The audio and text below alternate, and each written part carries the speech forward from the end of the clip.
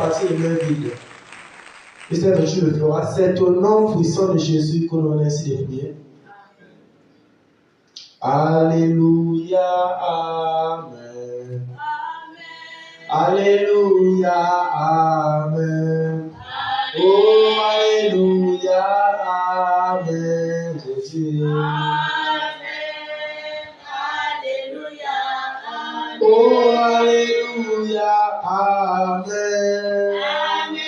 Alléluia, Amen. Oh, Alléluia, Amen. Alléluia. Oh, laisse-moi le louer.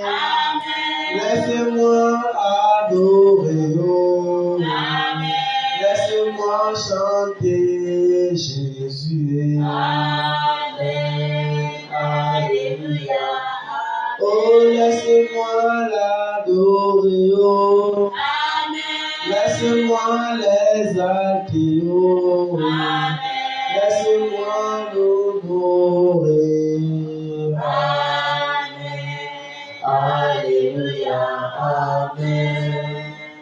Nous allons demander au Seigneur que le serviteur qui va utiliser ce matin puisse être inspiré de lui, que son esprit le remplisse encore, qu'il ne puisse pas parler selon la chair, mais qu'il puisse parler selon l'esprit. Et les mots ne vont prier.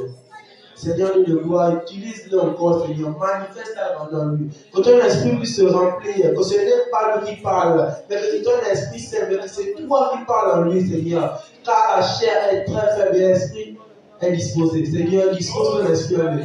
Dispose ton esprit en lui, Seigneur. Que c'est l'Esprit Saint qui parle en lui. Que ce n'est pas la chair, car les œuvres de la chair ne viennent pas de toi. Seigneur, que ton esprit parle, Seigneur, en lui. Parle en lui, Seigneur. Parle en lui, Seigneur. Parle en lui. Nous allons nous asseoir dans la grâce du Seigneur. Amen. Bonjour, frères et sœurs dans le Seigneur. Comment allez-vous? D'accord.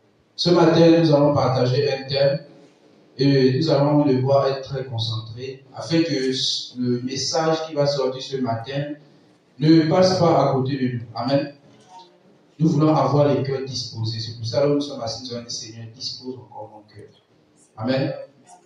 Seigneur, parle-moi ce matin. Qu'il n'y ait pas une porte ouverte par laquelle le diable peut passer pour me tromper, pour me dire, n'écoute pas ce message. Ne t'adonne pas à ce message. Parce que nous savons que là où la lumière est, des ténèbres vont vouloir chercher une place. Et tu vas dire ce matin, Seigneur, que ça soit nul et sans effet.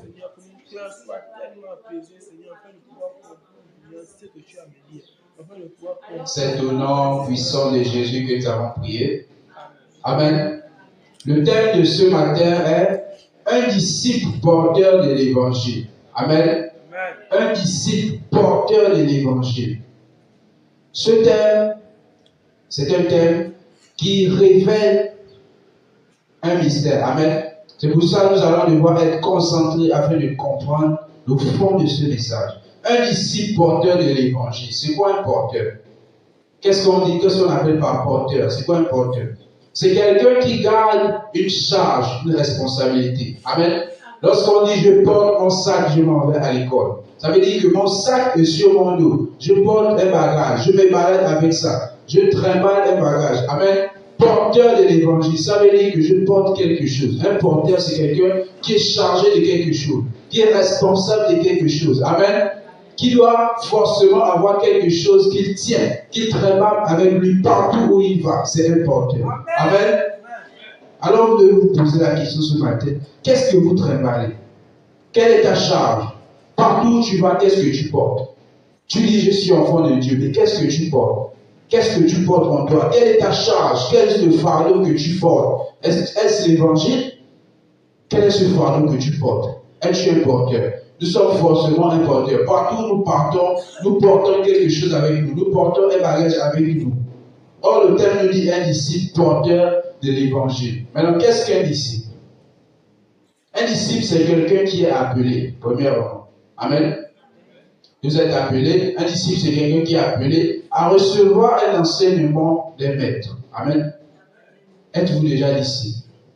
Le disciple, c'est celui qui suit un maître, qui suit l'enseignement de son maître. Le disciple n'est pas indépendant. Le disciple fait ce que son maître lui enseigne de faire. Amen. Le disciple est sous ordre. Le disciple suit ou il reçoit un enseignement, il reçoit une discipline. Amen.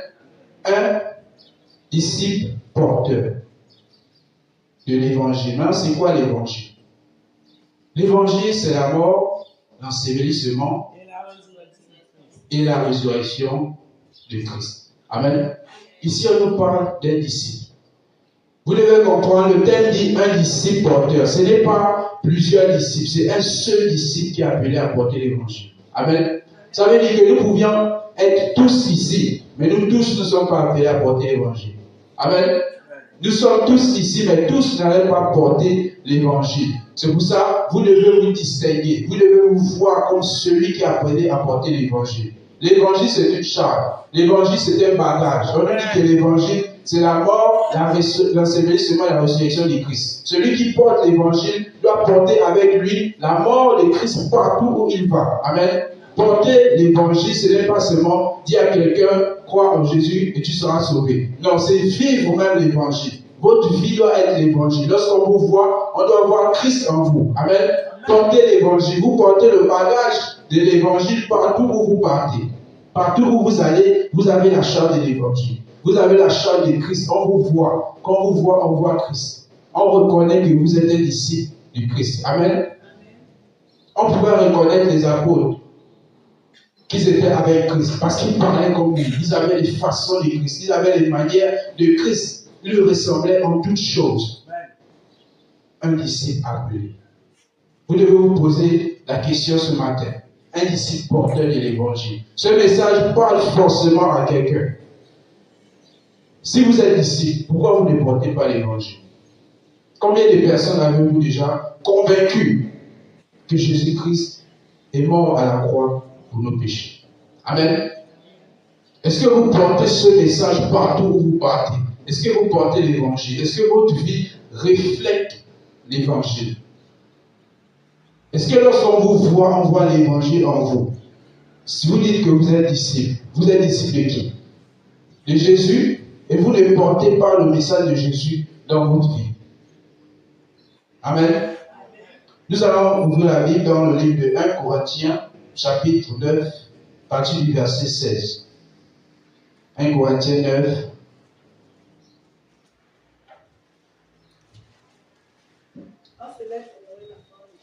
Amen. 1 Corinthiens chapitre 9, verset 16. Si j'annonce l'évangile, Amen. ce n'est pas pour moi. Oui. Ce n'est pas pour moi un sujet de gloire, car la nécessité m'en est imposée. Amen. Et malheur à moi si je n'annonce pas l'évangile. Amen. Amen.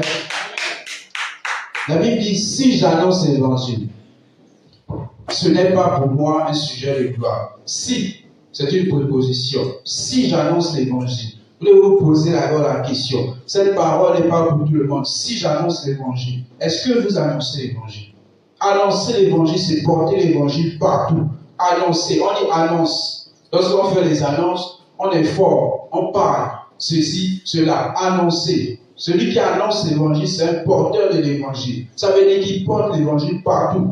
Et l'évangile, c'est une sorte de bonnes nouvelles que vous apportez partout où vous allez. Vous avez toujours quelque chose à dire. Vous ne pouvez pas, un vrai disciple ne peut pas passer un temps avec quelqu'un sans lui parler de l'évangile. C'est impossible. Vous ne pouvez pas dire que vous êtes disciple et vous êtes avec quelqu'un qui ne connaît pas l'évangile et vous ne lui parlez pas de l'évangile. Vous ne pouvez pas dire que vous êtes disciple et vous faites une semaine sans prêcher l'évangile à quelqu'un. C'est faux. Vous n'êtes pas disciple. Il dit, l'apôtre Paul dit, si j'annonce l'évangile, est-ce que vous annoncez déjà l'évangile? Si j'annonce l'évangile, il dit, ce n'est pas pour moi un sujet de gloire. Non. On n'a pas à se vanter parce que j'annonce l'évangile ou à soulever les épaules pour dire que non, je ne suis plus au même niveau que vous. Non. Il dit, ce n'est pas pour moi un sujet de gloire, car la nécessité m'en est imposée. Est-ce que vous voyez? Il dit la nécessité m'en est imposée. Quand est-ce qu'on parle de nécessité? Qu'est-ce qui est nécessaire? Une chose nécessaire, c'est quelque chose que nous devons toujours faire. Il est nécessaire de respirer.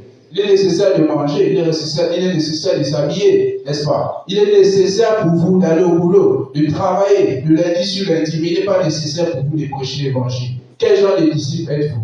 En une obligation de tout le temps parler de Jésus, de prêcher l'évangile, il n'a pas cette nécessité, il n'est pas un disciple.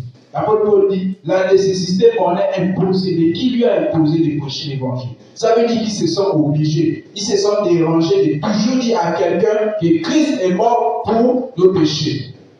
Galates chapitre 5, verset 1 dit que c'est pour la liberté que Christ vous a affranchis. Les gens sont en train de vivre dans l'esclavage. Esclavage du vin, esclavage du péché. Et toi, tu connais l'évangile et tu les laisses périr.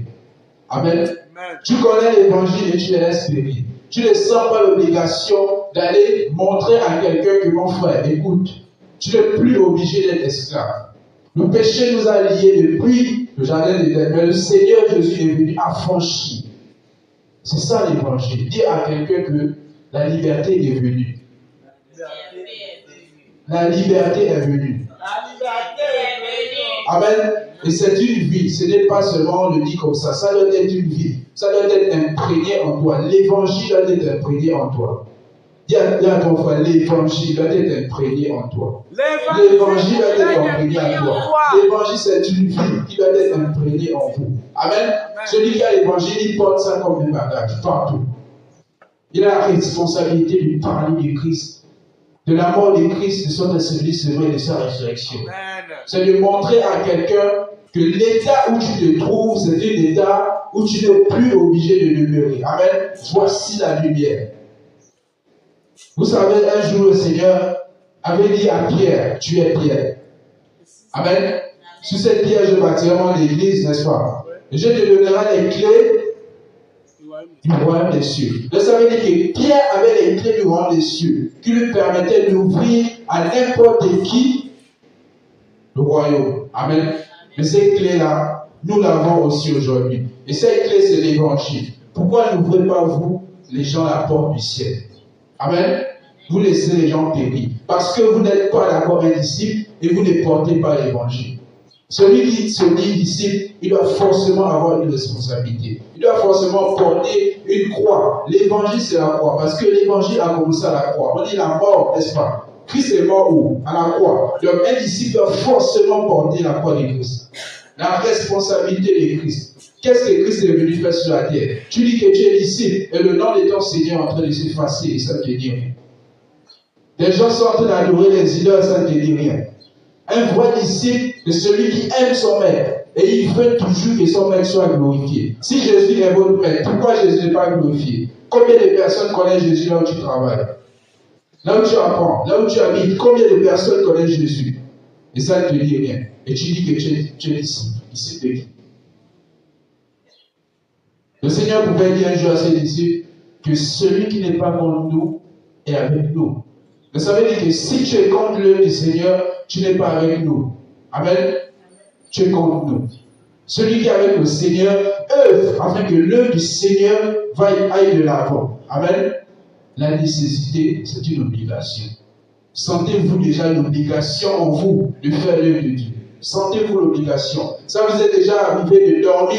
Vous faites les rêves où vous êtes en train d'évangéliser. Jamais. Mais tu rêves comment tu as gagné un contrat ou bien tu as joué le PMG, ça a marché. Mais tu ne rêves jamais comment tu es assis en train de convaincre une âme. Ça veut dire qu'on t'a perdu il y a longtemps. Amen. Tu dois jeûner, tu dois prier. Combien de fois vous faites des rêves pour vous gagner des personnes? Combien de fois? Combien de fois vous avez programmé? Voici cette nouvelle année romaine qui a commencé. Quel est votre planning? Argent, argent, argent, argent. Tu vas mourir, tu vas laisser cet argent. Faites votre planning Jésus, Jésus, Jésus. Amen. Et non argent, argent, argent. Après, on dit, ce n'est pas pour moi ce genre de gloire, car la nécessité m'est imposée. Vous devez savoir qu'un disciple ne fait plus sa volonté. Mais il est sous ordre. On l'impose.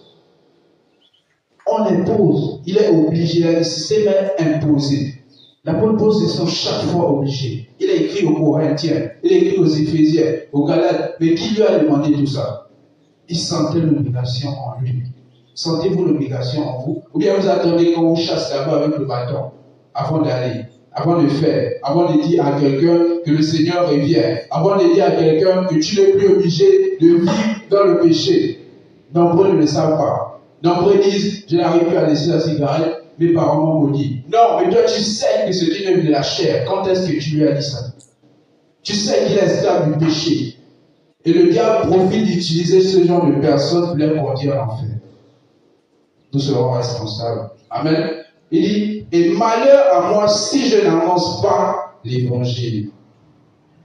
Amen. Malheur à moi si je n'annonce pas l'évangile. Malheur. Donc ça veut dire que celui qui connaît l'évangile et il garde pour lui, il est en danger. Un malheur approche et vous devez le savoir. Et ce malheur va frapper tous ceux qui n'ont pas prêché l'évangile. Tout ce que vous avez mangé ici comme nourriture. Si dans ce mois de février, vous n'allez pas vomir ça, le malheur va vous attraper. Amen.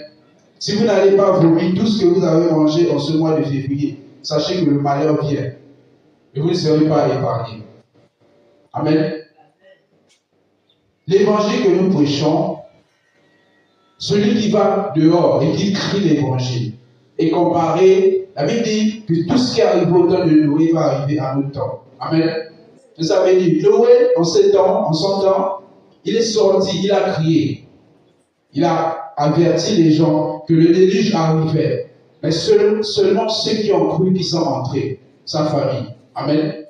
Et cet événement est comparé au temps qui vient dans le monde. Celui qui va sortir pour crier l'évangile, celui-là sera épargné du malheur. Amen. Et tous ceux qui croiront à cet évangile seront épargnés. Mais celui qui ne croit pas à cet évangile, il est déjà perdu. Amen. Vous devez comprendre que c'est à nous que Dieu a donné les clés du royaume des cieux. Celui qui ne croit pas à notre évangile ne peut pas entrer au ciel. C'est impossible. Amen. Il n'y a pas d'autre évangile. Il n'y a pas de Jésus, il n'y a qu'un seul Jésus. Un seul est mort à la croix, un seul est ressuscité. Et c'est ce Jésus-là que nous prêchons. Si tu n'es pas cette vérité pour espérer aller trouver ailleurs, tu es perdu. Parce que le Seigneur nous a donné les clés. L'église n'est pas fondée sur deux pierres, il n'y a qu'une seule pierre. Et nous sommes sur cette pierre.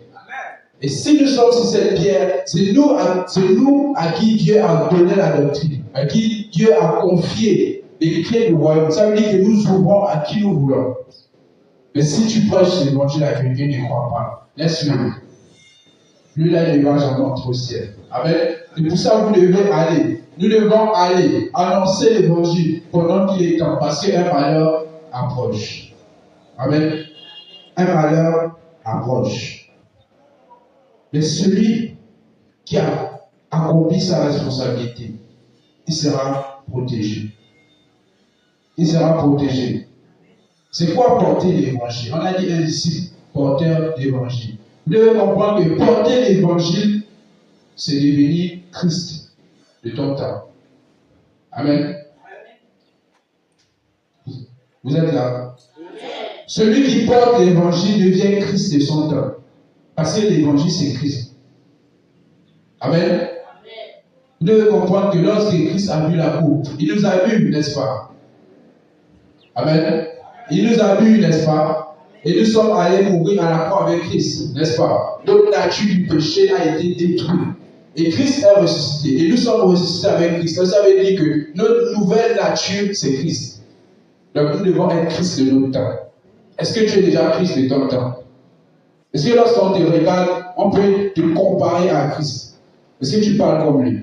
Tu réfléchis comme lui? Tu marches comme lui? Depuis quand Christ a honte de prêcher l'évangile? Depuis quand il a peur de dire mon Père qui est au ciel?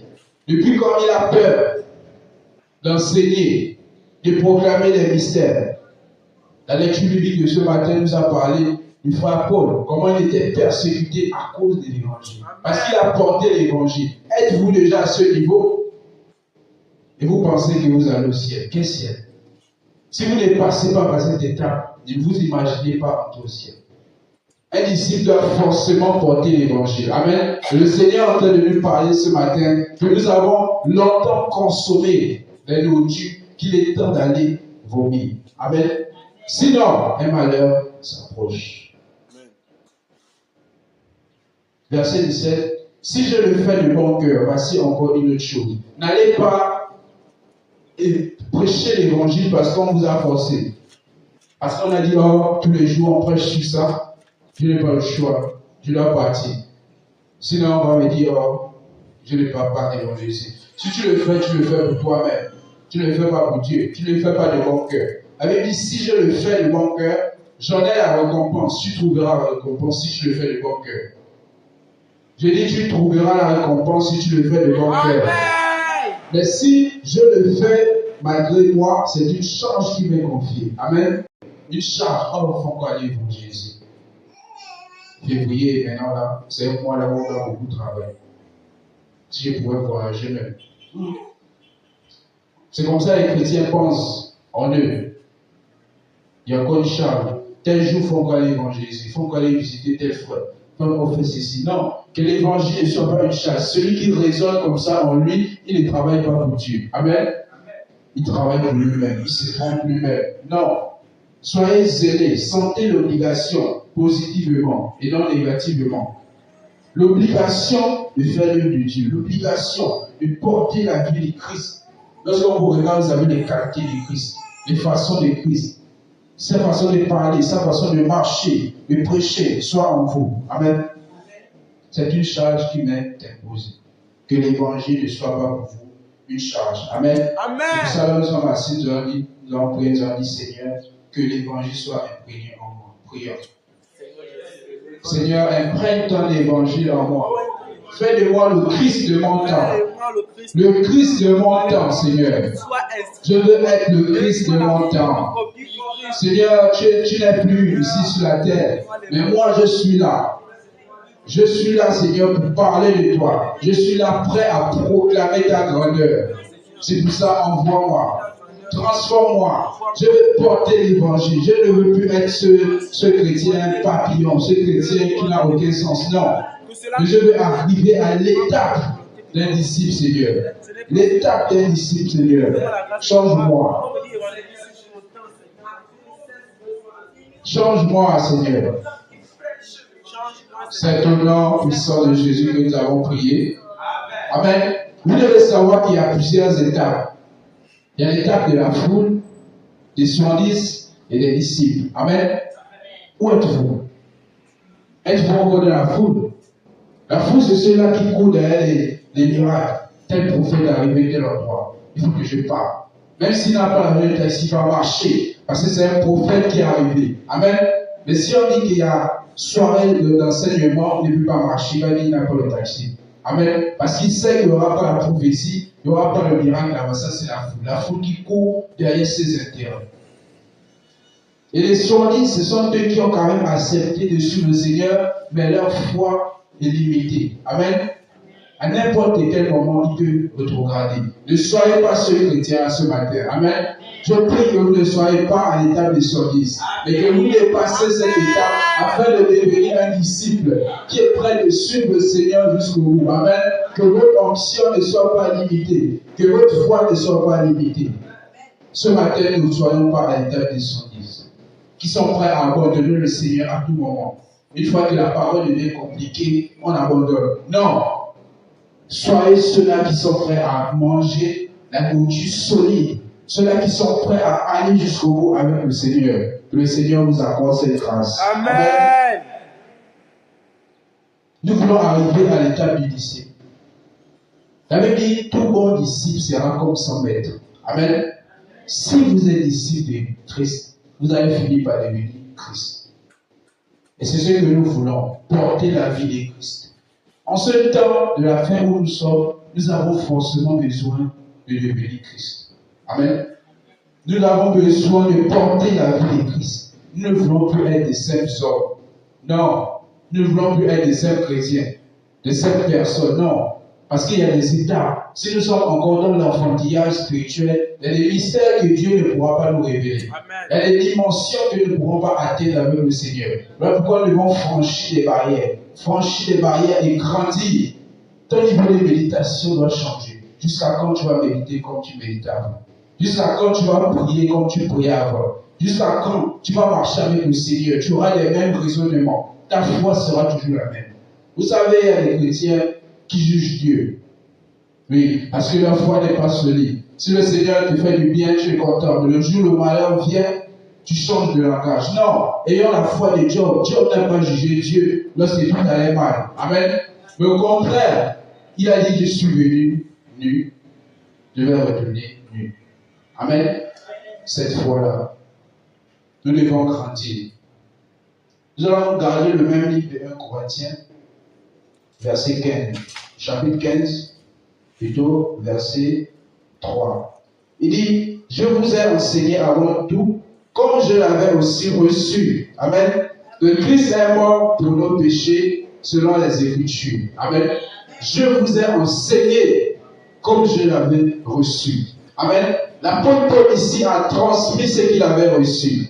Si l'apôtre Paul était comme toi aujourd'hui, il avait honte de l'évangile, on devait connaître tout ce qu'on connaît aujourd'hui. Non. Nous sommes édifiés par ce que l'apôtre Paul a écrit. Il a écrit aux Corinthiens. Les Corinthiens ont reçu. Nous ne sommes pas les Corinthiens, mais nous bénéficions aussi de cette parole. Amen. Mais le Seigneur a mis quelque chose en toi que tu es en train de faire dormir. Or, il y a des nations qui t'attendent. Il y a des peuples entiers qui t'attendent, qui doivent croire par ton évangile. Je peux prêcher à quelqu'un, il ne croira pas, mais lorsque toi tu viendras le prêcher, il va croire. Amen. C'est pour ça que nous ne devons pas nous taire. Je vous ai enseigné avant toute chose, comme je l'avais aussi reçu. Nous sommes tous appelés à enseigner. Amen. Nous sommes tous les enseignants de la parole. Tous, sans exception. Même un petit enfant peut enseigner. Vous devez enseigner ce que vous avez reçu. C'est pour ça que nous avons parlé des cellules de maison. C'est pour enseigner. C'est pour donner ce que vous avez. Si vous ne commencez pas à ce petit niveau, comment espérez-vous gagner les nations? C'est impossible. Commencez à enseigner un petit enfant à la maison. Commencez à enseigner quelqu'un, 1, 2, 3 personnes de ça au moins. Ainsi de suite, vous allez voir que le don que Dieu a mis en vous va exploser. Ça va grandir et vous serez capable de prêcher à des nations. Mais si vous ne commencez pas par, comment voulez-vous grandir? Il dit, comme je l'avais aussi reçu. Ça veut dire que l'évangile que nous prêchons aujourd'hui, cet évangile ne vient pas de nous. Et personne n'a le droit de changer cet évangile. Amen. Ne dis pas non, cette parole est difficile, je vais mettre ça à côté, et j'obéis à celle-ci. Non, nous devons obéir à tout l'évangile au complet. Amen. Celui qui n'obéit pas à tout l'évangile au complet ne peut pas entrer au ciel. Et il n'est pas invalidable. Amen. Même si une parole est difficile, nous devons l'obéir parce que c'est l'évangile. L'apôtre Paul dit, comme je l'ai reçu. Ça veut dire que ce n'est pas ton évangile. Cette parole, ce n'est pas toi qui l'as écrit.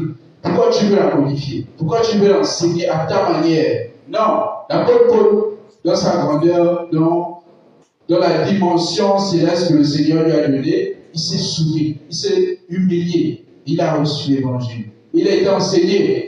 Et il a enseigné. Il n'a pas ajouté quelque chose parce qu'il connaissait beaucoup. Il n'a pas ajouté parce qu'il était un intellectuel. Non, il a transmis comme il avait reçu. Frère, tu dois transmettre comme tu as reçu. Amen. Tu dois transmettre comme tu as reçu. Si on t'a prêché la sanctification, prêche la sanctification. N'aie pas peur. Ne change pas l'évangile. Amen. Dans le temps qui vient, ne change pas l'évangile. Dis à ta foi, ne change pas l'évangile. Ne change pas l'évangile. Ne change pas l'évangile que tu as reçu. Si on t'a dit qu'il faut naître de nouveau pour entrer au ciel, prêche cette vérité. Qu'il le veuille ou non, prêche ça. Amen. Si on t'a prêché le dépouillement, prêche le dépouillement. Peu importe tout ce qu'on t'a prêché, va le prêcher sans crainte. Amen. Je vous enseigne avant toute chose, comme je l'avais aussi reçu, que Christ est mort pour nos péchés. Vous êtes sûr que Christ est mort pour vos péchés? Qui est sûr? Christ est mort pour vos péchés. Vous devez aussi mourir pour vos péchés. Amen. Si Christ est mort pour vos péchés, ça veut dire que la nature du péché en vous n'a plus de force. Maintenant, vous devez commencer maintenant à marcher comme quelqu'un qui est mort. Êtes-vous déjà mort? Ou bien vous êtes encore vivant? C'est un vivant qui réagit face à des situations. C'est un vivant qui réagit face à des attaques. Mais celui qui est mort ne réagit plus. Pourquoi vous réagissez encore comme si vous êtes vivant? Si je suis mort avec Christ, c'est Christ qui vit en moi. L'apôtre Paul l'a dit. Est-ce que Christ vit déjà en vous? C'est à nous de réfléchir. Est-ce que Christ vit déjà en moi? Les qualités de Christ, les façons de Christ. Ésaïe chapitre 53 nous dit, il a été mêlé comme un agneau à la boucherie. Il n'a point ouvert la bouche. Amen. Il n'a point ouvert la bouche. Il a su garder le silence, malgré qu'on l'a frappé, on l'a humilié, insulté, malgré qu'il avait la raison. La Bible dit qu'il n'a pas ouvert la bouche. Avez-vous déjà ce niveau? Portez-vous déjà cette vie? Êtes-vous prêt à porter cette vie? Quand vous faites du tort et vous n'ouvrez pas la bouche. Mais si vous ouvrez la bouche, qui ouvre la bouche en vous? Vous êtes sûr que c'est Christ? Christ garde le silence. Apprenez à garder le silence face à des situations. Que le Seigneur vous accorde cette grâce. Amen. Amen. Que le Seigneur vous accorde cette grâce. Amen. De devenir comme Christ. Et de garder le silence face à la manifestation de la chair. La croix. Amen. Et ce n'est plus nous qui vivons, c'est Christ qui vit en nous. Nous allons prendre Matthieu chapitre 23, verset 13. Matthieu chapitre 23, verset 13. Il est écrit: Malheur à vous, scribes et pharisiens hypocrites, parce que vous fermez aux hommes le royaume des cieux. Vous n'y entrez pas vous-même et vous n'y laissez pas entrer ceux qui veulent entrer. Amen. Ne soyez pas des scribes. Que le Seigneur ne vous voie pas comme son ennemi. Amen. Amen. Vous savez, Dieu est un Dieu jaloux, très jaloux, et son royaume, il ne joue pas avec. Donc, si vous œuvrez contre lui, lui devez savoir que vous êtes en danger. Et si vous œuvrez pour lui, alors vous faites partie de sa famille. Amen. Faites partie de la famille de Dieu. Ici, les scribes, les pharisiens, c'était des personnes qui étaient instruites selon la loi, qui connaissaient la loi. Ils enseignaient des personnes dans le temple, ils enseignaient la loi, mais eux-mêmes n'étaient pas prêts à obéir à cette loi qu'ils enseignaient. Amen. La Bible dit, hypocrite parce que vous fermez aux hommes. Amen. Ne soyez pas ce genre de personnes qui connaissent la vérité. Non seulement vous-même, vous ne pratiquez pas cet évangile. L'évangile que vous avez reçu, combien de fois vous avez mis ça en pratique sur vos vies?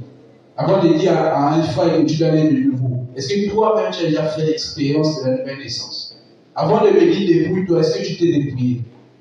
Parce que celui à qui tu prêches est capable de regarder d'abord ta vie. Il est capable de te vérifier de la tête jusqu'au pied. Parce que le diable est rusé. Et il va voir que tu t'apprêtes à aller évangéliser quelqu'un. Il va entrer dans le corps de quelqu'un, il va venir.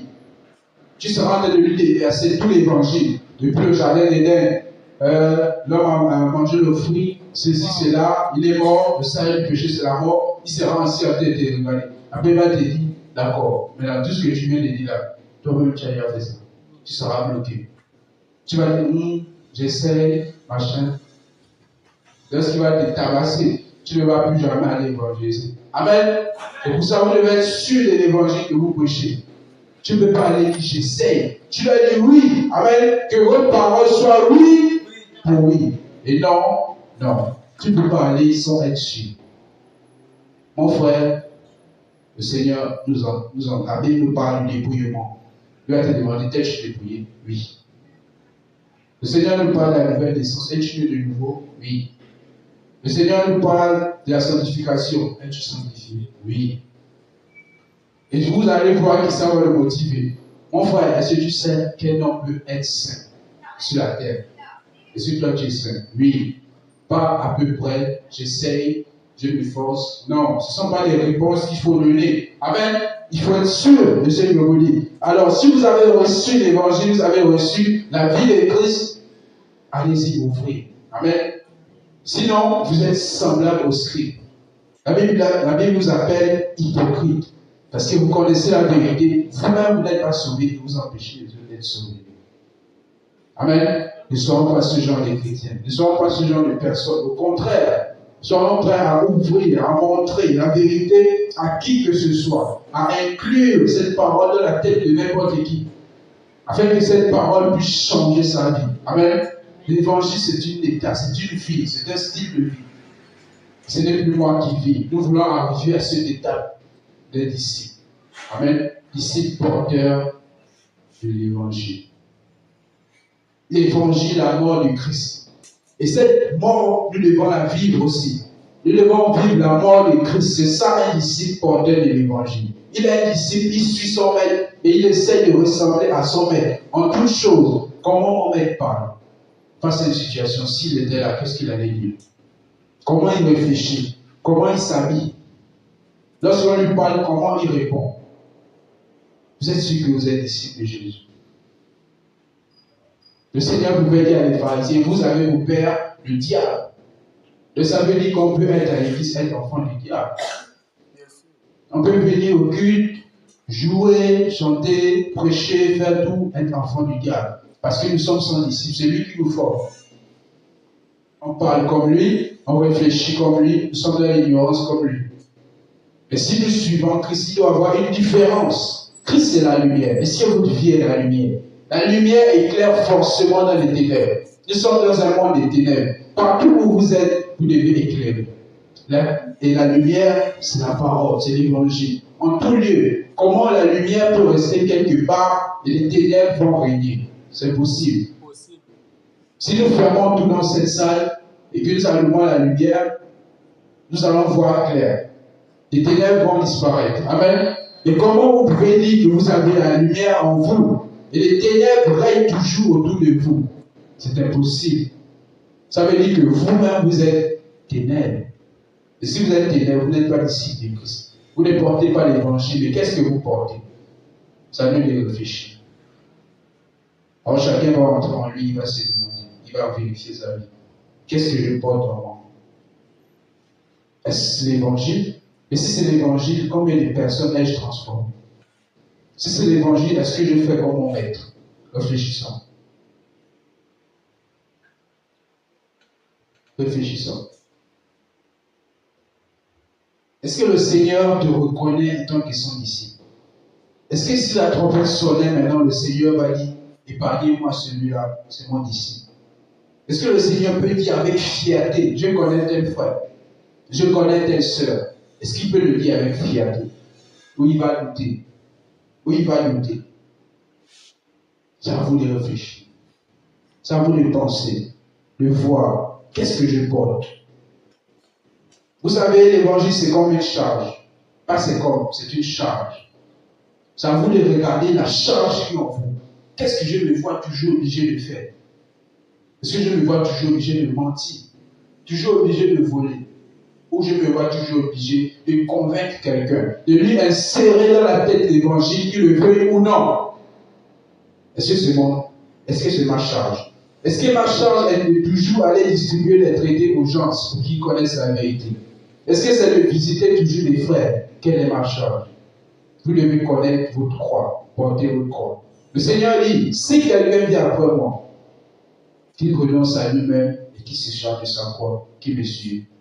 Avez-vous déjà renoncé à vous-même? Êtes-vous prêt à laisser tout ce que vous possédez pour suivre l'évangile, suivre le Seigneur dans l'évangile? Êtes-vous prêt? Non. Lorsque tu ressens la paix, tu attends que le Seigneur, lorsque tu sens en train de dormir, le Seigneur va venir te bousculer, il va te dire, c'est moi Jésus, voilà, voici la mission qui t'est confiée. Mais lorsqu'il passe par son serviteur, tu n'écoutes pas. Tu veux qu'il vienne te bousculer pendant que tu es en train de dormir, c'est moi Jésus, que tu lis dans la Bible. Bon, voici la mission que tu dois faire. Amen. Non, ne soyons pas des Thomas qui voulaient forcément voir.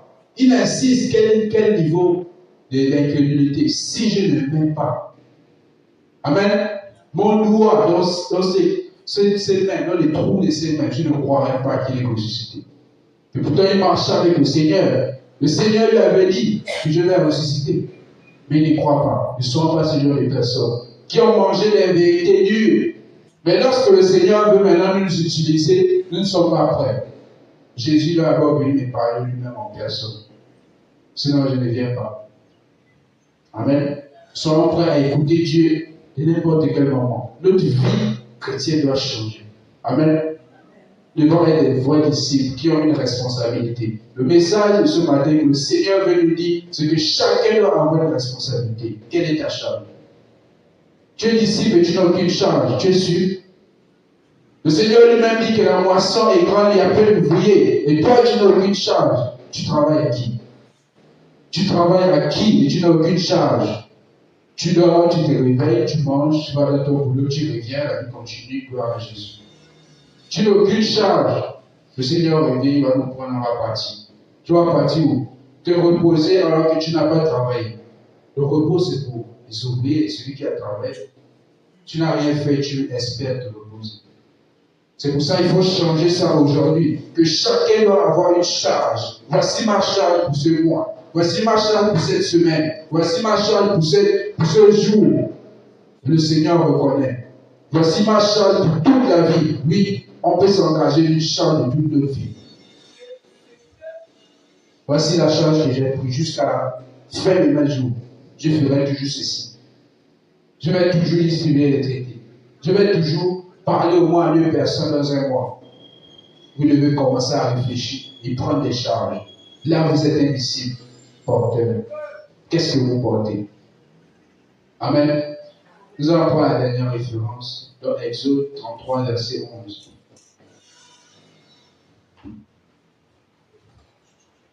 Et nous allons voir à travers cette référence celui qui a grandi dans sa relation avec Dieu. Quel niveau il atteint. Exode 33, verset 11 dit, l'Éternel parla avec Moïse face à face. Amen. Amen. Dieu vous a déjà parlé face à face. Quand j'ai lu cette référence, ça me bouleverse. Amen. Parce que je n'arrive pas à comprendre comment un Dieu aussi puissant peut parler avec un homme face à face. Amen.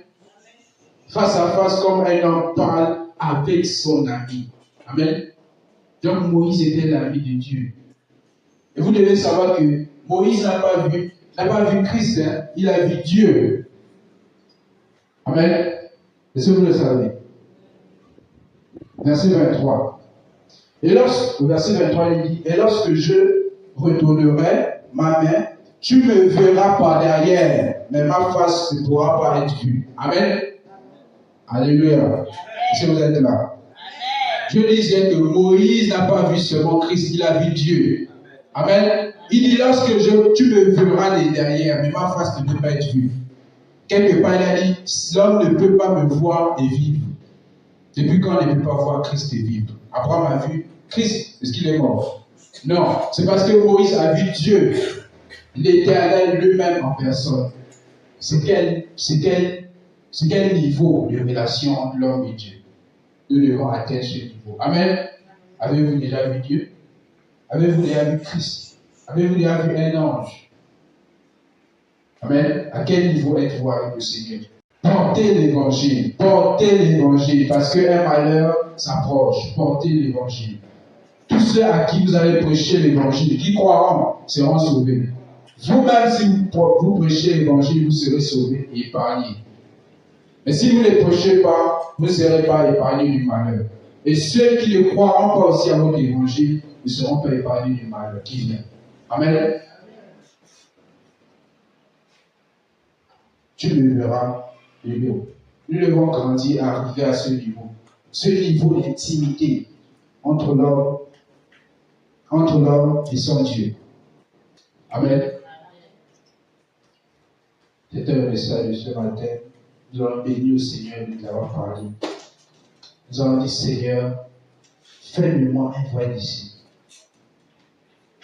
Un vrai disciple porteur de l'évangile.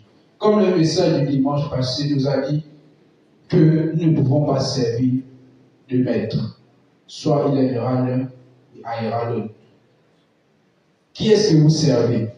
Pour qui est-ce que vous vous souciez? Vous êtes à charge à qui? Est-ce à Christ? Est-ce à un homme? Est-ce à votre travail? Est-ce à votre famille, votre mari, à votre femme? À qui êtes-vous à charge?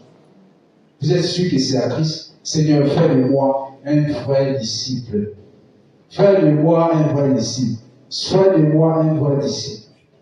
Un vrai disciple, Seigneur Jésus. Change-moi maintenant. Vous avez reçu la clé du royaume des cieux. Et cette clé, c'est l'évangile. Celui qui a l'évangile a la clé. Il est capable d'ouvrir à tout le monde. à celui qui veut. Cette clé de l'évangile. Dis Seigneur, donne-moi d'utiliser cette clé que tu m'as donnée. L'apôtre Pierre a reçu la clé. Il a ouvert les cieux et 3000 âmes ont été gagnées en un seul jour. Cette clé est très puissante. Cette clé est très puissante. Vous avez cette clé. Pourquoi vous dormez avec cette clé? Pourquoi vous laissez les gens s'égarer? Pourquoi vous laissez les gens se perdre alors que vous avez la clé? La clé qui donne la vie. La clé qui change des vies, qui change des personnes. Cette clé est capable de changer la vie de n'importe qui. Même quelqu'un qui dormait dans les profondeurs de l'enfer peut être changé. Dis Seigneur, j'ai la clé. Donne-moi d'utiliser cette clé. La clé qui m'ouvre. Oh Seigneur, amène-moi à ce niveau. Prions, prions. Si nous le lisons, le Seigneur le fera. Si nous le lisons, le Seigneur le fera. Si nous le lisons, le Seigneur le fera. Oh Seigneur, je ne veux plus demeurer à l'état de la foule. Je ne veux plus demeurer à l'état de la foule. Mais je veux arriver au niveau d'un vrai disciple porteur. Seigneur, fais de moi un porteur de l'évangile. Je veux porter l'évangile partout où je pars. Partout où je pars. Partout où je pars, que l'évangile soit une charge pour moi. L'évangile soit une charge, Seigneur. Père, en ce temps, Seigneur, qui vient, épargne-moi de ce malheur. Conduis-moi, Seigneur, afin d'épargner les âmes de ce malheur. Que les âmes soient sauvées. Épargner le malheur qui vient. Épargner le danger qui vient. Oh Seigneur, donne-moi cette grâce. Donne-moi cette grâce. Au nom puissant de Jésus que nous allons prier. Amen. Amen. Nous allons chanter ce chant. Quand je vois le sang, quand je vois le sang, quand je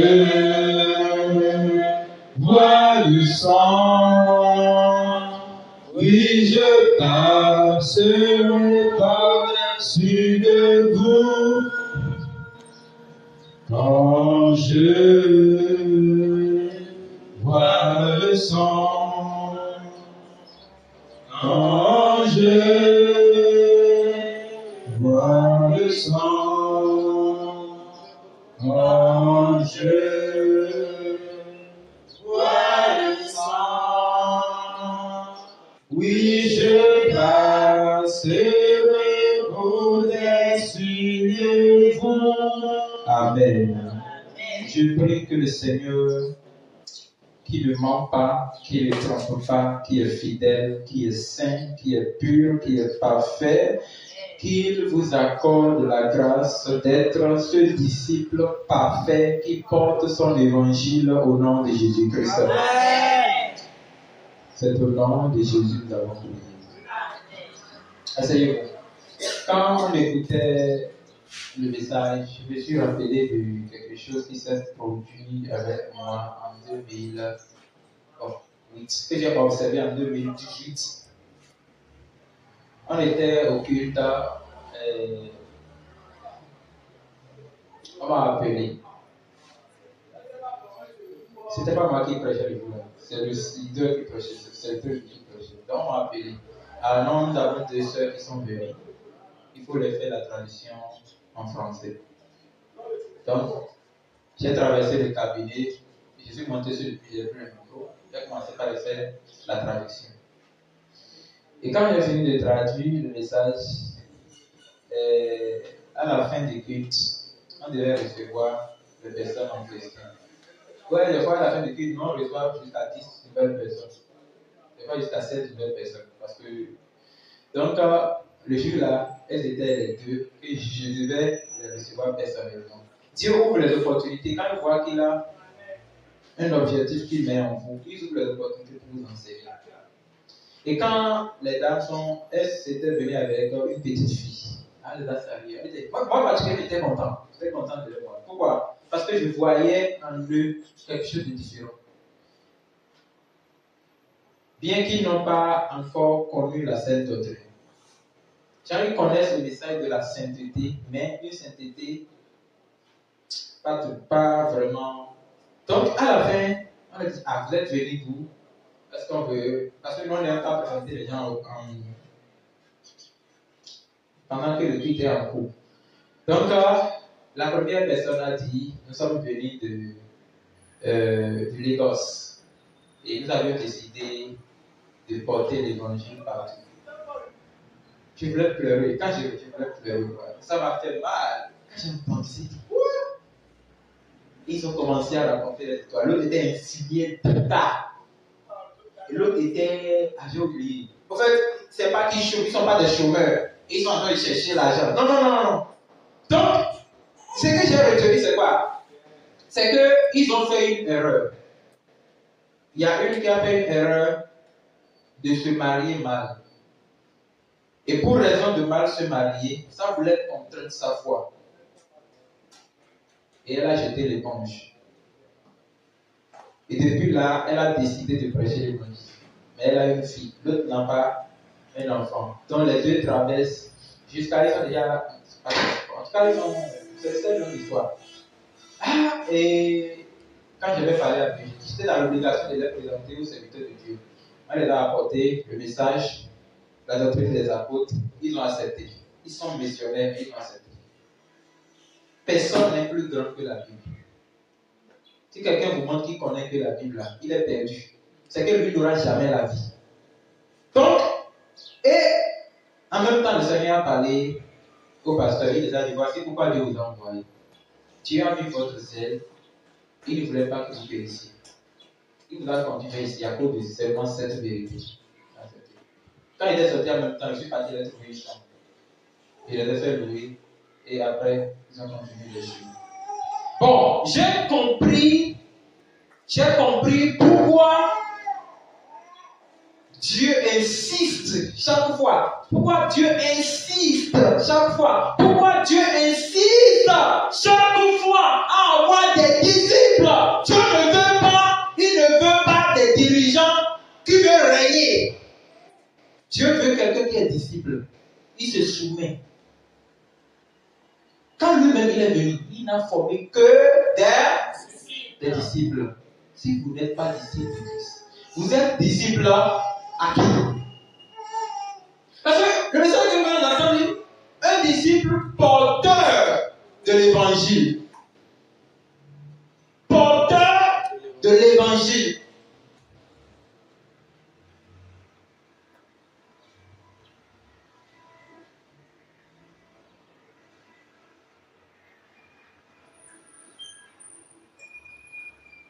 Or, l'évangile, c'est la mort, l'ensevelissement et la rédemption. Donc, le disciple doit porter quoi?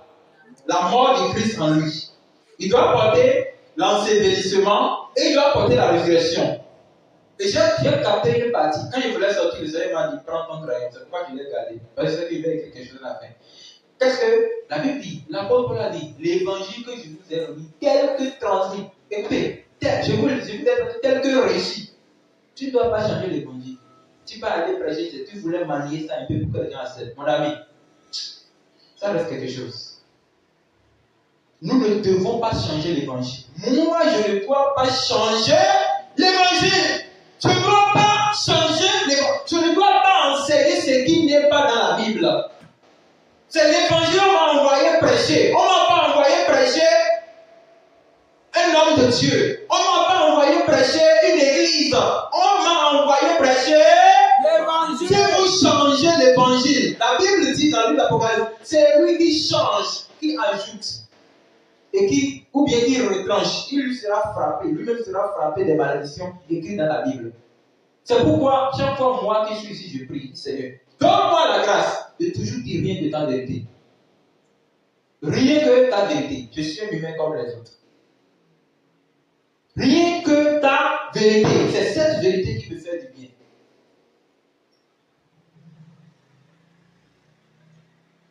Donc, demandez à devenir un certain porteur. Nous, on nous appelle porteur de lumière. Porteur de lumière. Tu descends quelque part, tu éclaircis tout le monde. La personne doit être de voir, il doit comprendre tout ce qu'il dit là-bas. Sauf s'il ne veut pas te suivre. Mais il écoute, il sait qu'il est délivré. C'est fini. On est porteur de lumière. Quelle lumière vous portez dans le monde et les gens ne sont pas éclairés? Ah, toi tu parles de Jésus, mais tu n'as jamais montré la vérité à quelqu'un. Tu es disciple de qui? Vous devez beaucoup réfléchir à cette parole. Un jour, un frère m'a demandé quel est votre objectif. J'ai dit notre objectif. On n'a pas d'objectif. Il dit ok, pourquoi vous travaillez à Dieu? Je dis nous œuvrons à Dieu parce que Dieu nous a envoyés pour sa cause. Il voulait que l'Église retourne sur la doctrine des apôtres. Puisque je ne me suis pas envoyé, je n'ai pas envoyé de Dieu, je fais ce que Dieu m'a dit de faire. Et si Dieu me dit arrête, je continue. Ça fait une autre raison. Il a dit jusqu'à quand? Il dit jusqu'à toute la vie. Toute la vie. Si Dieu vous ouvre les yeux et vous voyez combien de démons le diable envoie en mission sur notre planète, je vous assure que vous ne serez pas dans vos sens. Le diable a composé des démons, des multitudes de démons. Un seul chrétien comme ça, ce n'est pas 10 démons qui luttent contre lui. Ce n'est pas 100 démons, ce n'est pas 1000 démons. Encore un serviteur de Dieu qui dit forcer la parole de Dieu.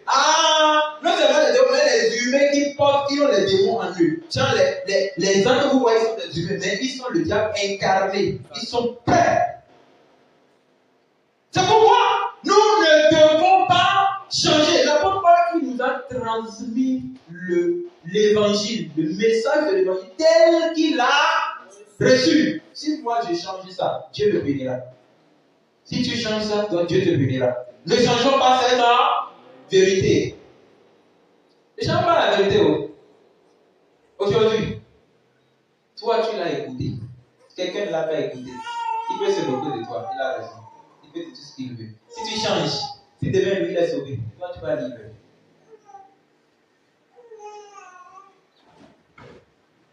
C'est ce matin quand j'écoutais, je disais, oh non, ce n'est plus un chant de dire annonçons l'évangile. Ça doit être un acte. Tout le monde doit me reconnaître par l'évangile. Prêcher l'évangile ne doit pas être pour moi. Je vais encore faire ça. Le livre de Matthieu, chapitre 11, verset 29 dit venez à moi. Vous tous qui êtes fatigués, je vous donnerai, verset 30. Recevez mon joug, mon fardeau, mon joug est léger. La tâche que Dieu vous donne, c'est de prêcher l'évangile. C'est une tâche légère. Ce n'est pas une tâche que tu dois voir que, est-ce que je viens comme ça, c'est une souffrance. Si tu vois ça, tu es disciple à qui? Depuis quand Christ dit à Pierre, allons vers l'autre côté, Pierre va dire, Seigneur, là, moi j'ai faim. Non, nous sommes disciples. Le disciple est soumis. Le disciple ne contredit pas l'ordre de son maître. Apprenez à écouter Dieu et à suivre ce qu'il vous dit. Ne dis pas seulement j'écoute Dieu, j'entends Dieu, j'adore Dieu. Alors que Dieu connaît que tu ne l'adores même pas. Un disciple portait de l'évangile. L'apôtre Paul nous a transmis l'évangile tel que reçu. Nous devons aussi le transmettre. Si l'apôtre Paul était comme toi, imaginez, est-ce que nous aurons la Bible aujourd'hui? Non, soyons avec comme vous. Qui va me dire vraiment, si l'apôtre Paul était comme toi, est-ce que nous aurons son testament aujourd'hui? Non! Nous devons aussi prêcher l'évangile et laisser une trace. Je vous le dis toujours. Aujourd'hui, je suis ici, demain, je ne serai pas là. Ça, c'est clair. Peut-être qu'il y a encore 20 pays à traverser avant de partir. Je suis dans le 3e pays. Je vais mettre une trace et je continue mon chemin. C'est ce que Dieu nous a envoyé faire. Le jour où je change le message, je vais mettre la vie des millions de personnes en danger. Et Dieu me jugera et me condamnera pour ça. C'est pour ça que toi-même tu reçois ce message. Et tu prends, c'est ta croix. C'est ma croix. J'ai prêté seulement de trimballer cette croix partout où je serai. Et de ne pas changer le message de la croix.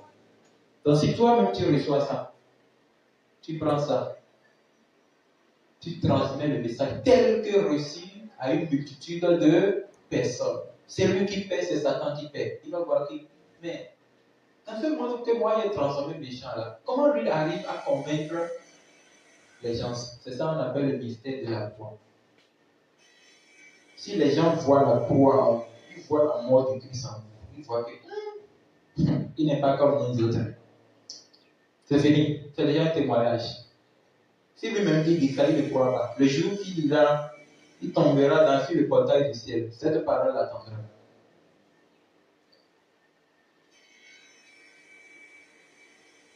Prêchons l'évangile.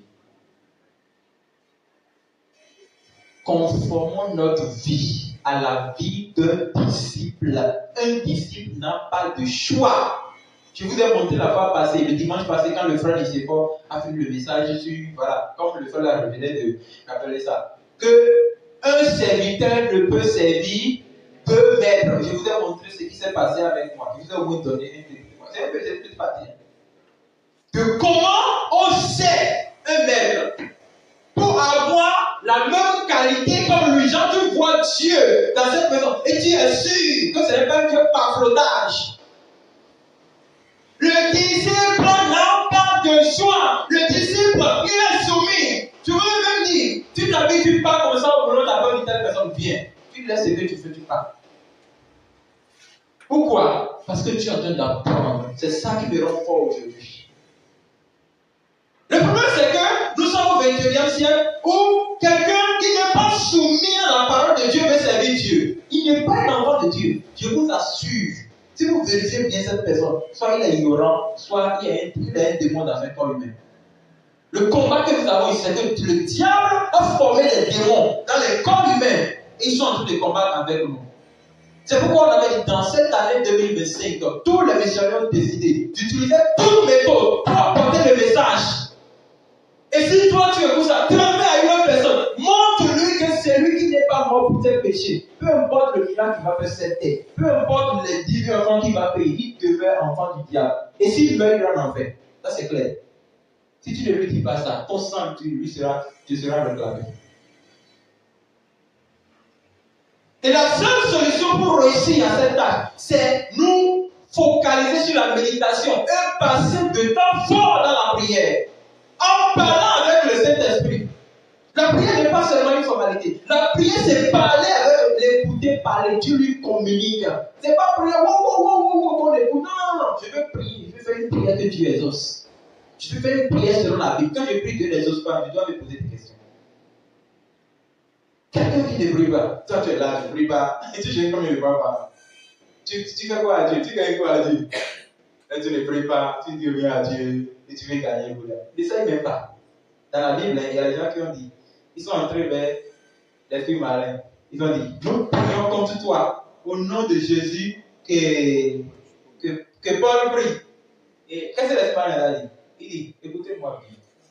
Moi, je connais Paul. Et Jésus dont vous parlez, je le connais. Mais vous, qui êtes-vous? Et il les a déchirés les habits. Tu vois quelqu'un en train de prier, toi tu vas essayer. Fais doucement. Soit cette personne n'appelle pas le vrai Jésus, soit il a vraiment une expérience en Jésus et il sait ce qu'il fait. Pour être un vrai disciple, il faut se soumettre à Jésus. La Bible dit, soumettez-vous donc à Dieu, d'abord à Dieu, et résistez au diable. Prêcher l'évangile, c'est détruire le rayon du diable. Pourquoi? Parce que l'évangile porte la puissance. Est-ce que vous êtes là même? Hein? L'évangile porte la puissance. Et la Bible dit, l'évangile pour nous est une puissance. Est-ce que vous êtes là? Vous ne lisez pas la Bible. Quel livre a dit ça? Vous voyez, non? 1 Corinthiens. L'évangile est une puissance de Dieu, une folie pour les sages et une sagesse pour Dieu. Écoutez, que Dieu vous épargne de ça. Parce que il y a des temps forts de délivrance. Ou quand tu es en train de prier à quelqu'un, tu dis qu'il a été écrit dans telle parole, dans la parole de Dieu, ceci. Et le diable va arrêter dans la personne et te dire. Il a aussi écrit dans le livre de Matthieu, chapitre 5, verset 17. Lui, il va préciser que ceci, c'est ton enfant. Mais il a raison. Et tu vas encore dire, mais il a aussi écrit, il va te dribbler. Voilà que vous ne connaissez même pas la parole de Dieu. Comment vous avez fait? Le disciple Je vais vous dire une chose. En tout cas, le temps s'approche en masse. On aura un temps de prier encore. Et vous allez entendre des choses. C'est quoi je vous dis? Vous n'allez pas quand même entendre que ça vous sème de problèmes. Vous prenez le temps déjà de lire beaucoup la Bible, arroser votre vie de la prière. Là, quand on va brancher le câble, boum! Faites un bruit, remplis-moi! Vous allez sortir avec encore une autre dose de force. Vous allez entendre que la dame est encore là, elle est encore vivante. Si on peut venir chercher des correspondances, on va la rejoindre. Elle va vous expliquer que la Bible que vous voyez là, c'est le livre, le premier livre qui se lit dans le royaume des ténèbres. C'est le premier livre qui se lit dans le royaume des ténèbres. Toi, tu es là, tu ne lis même pas. Ton téléphone est plus précieux pour toi que ta Bible. Alors, tu as dit avec ça va. C'est toi que je connais là, qui livre bataille là. Si Dieu t'ouvre les yeux, tu vois quel genre de personne il est. Je suis très sûr que tu ne vas plus blaguer avec ta vie. Ce qu'il veut de chez toi là, ce n'est rien. Il ne veut pas te faire échouer. Non. Il veut ton âme. C'est l'âme là qu'il veut. Pour blesser le cœur de Dieu. Il dit, un agent de ténèbres peut lire la Bible au moins 100 fois dans sa vie. Au moins. Toi, tu as fait ta Bible combien de fois? Nous sommes en guerre dans ce monde. Nous sommes en guerre. C'est pourquoi je dis, c'est pas toi qui voulais prêcher la vérité, tu veux que tout le monde soit d'accord avec toi. Mon ami, tu es perdu. Tu es vraiment perdu. Même Jésus faisait des miracles. Il guérissait les morts. On a fini avec lui en seconde.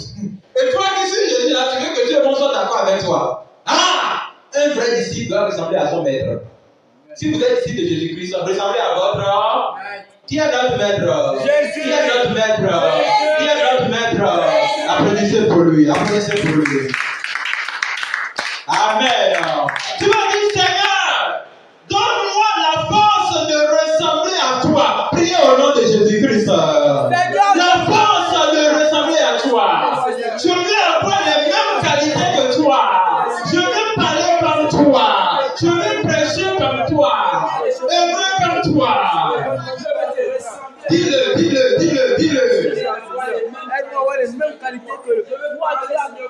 La force et la grâce d'être comme Jésus-Christ. D'être un disciple porteur de l'évangile. Christ a porté l'évangile. Il a porté la mort. Il est mort à la croix. Pourquoi toi tu n'es pas mort pour tes péchés?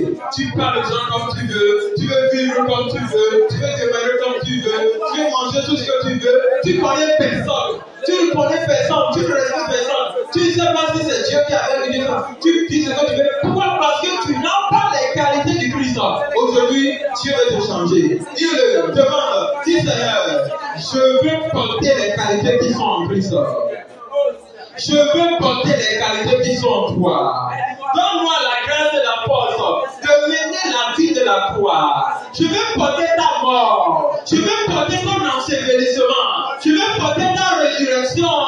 Je veux te porter. Oh, est-ce que tu sais ce que tu dis? Je porte ma croix. Je porte ma croix. Je porte ma croix pour mon sauveur. Il m'a sauvé de mon péché. Je porte la croix pour mon sauveur. Je porte la croix. Je porte la croix. Je porte la croix de mon sauveur. Je suis sauvé. Je dois sauver. Je porte la croix pour mon sauveur. Au nom de Jésus, nous avons prié. Alléluia. Je prie la force, la grâce de mener une vie d'un disciple exemplaire à Christ. Je prie que cette grâce se manifeste en vous au nom de Jésus-Christ. Tu seras un vrai disciple. Tu seras un vrai disciple. Tu seras un disciple exemplaire. Tu seras un disciple exemplaire. Tu vas porter ta croix. Tu sauveras le monde. Reçois-le au nom de Jésus-Christ. Merci Seigneur. Au nom de Jésus, nous avons prié. Asseyez-vous un instant. Ces derniers temps, je suis en train de découvrir l'autre face du Seigneur Jésus. Je vous assure. Et Dieu est en train de parler. Dieu ne me parle plus seul. Dieu parle à plusieurs personnes même. C'est ça que Dieu vous parle aussi. Et Dieu a parlé aussi à un frère qui m'a informé. Dieu a parlé encore à une autre soeur qui m'a encore informé. Et Dieu parle encore. Jusqu'à maintenant, Dieu parle. Hein? Mais Dieu ne va jamais dire quelque chose qui va me plaire. Tu connais vraiment ça. Dieu dira quelque chose qui sera difficile pour moi. Et chaque fois, quand j'essaie d'affranchir cette étape, je trouve Dieu facile. Après, il y a encore quelque chose qui est plus difficile. Je vois, en tout cas, moi je ne dis jamais non à Dieu. Je continue encore. Quand j'affranchis encore, je trouve que c'est encore facile. Après, il y a encore quelque chose qui est plus. C'est comme ça on marche avec Dieu. Si vous ne marchez pas comme ça avec Dieu, vous n'allez jamais évoluer. Oui. C'est comme ça que Dieu peut rester avec vous. Vous voyez, plus vous demeurez ce genre de personnes, plus Dieu s'incarne en vous. Vous menez une vie de piété. C'est-à-dire que si quelqu'un te pince, il pince Dieu.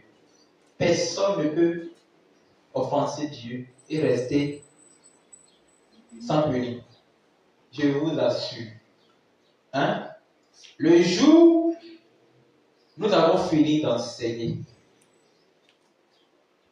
Celui qui nous a formés a dit, vous êtes en train de partir.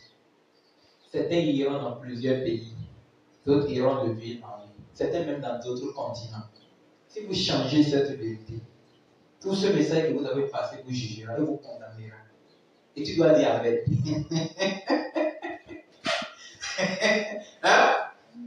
Hein? Regarde pas. Amen fort!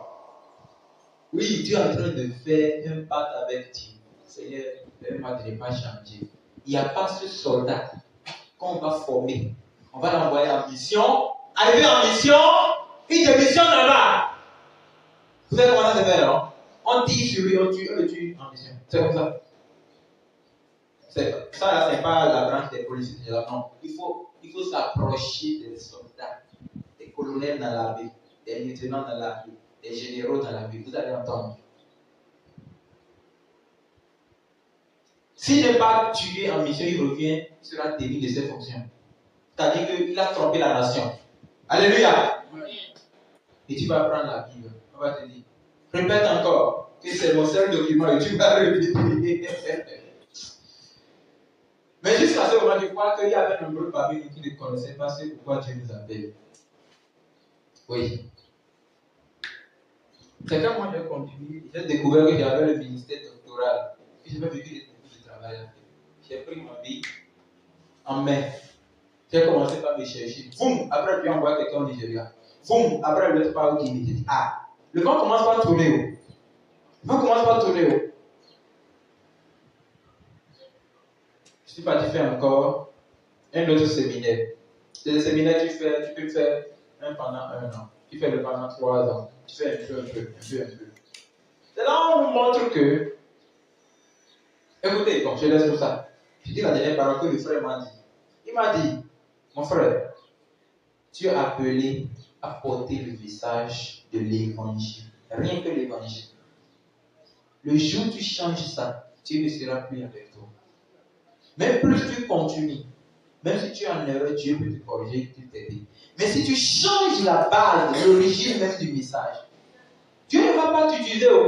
Il va te remplacer par une autre personne qui est plus dangereuse que toi. Arriver là-bas ne permet à personne de te changer. Et quand il parlait, je pouvais le voir comme quelqu'un qui parle de quelque chose de très simple, qui ne disait rien. Mais après le temps, j'ai compris que c'était Dieu qui lui disait de lui parler comme ça.